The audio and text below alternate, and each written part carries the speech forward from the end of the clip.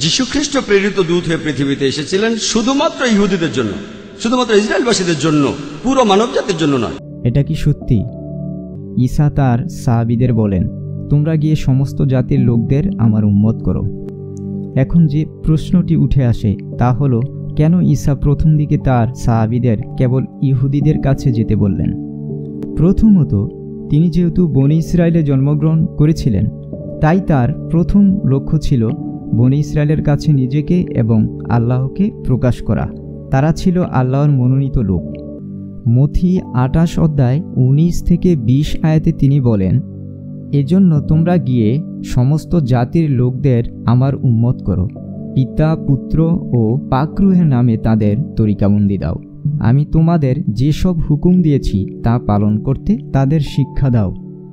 তিনি বলেননি কেবল ইহুদিদের মধ্য থেকে উম্মত করুন,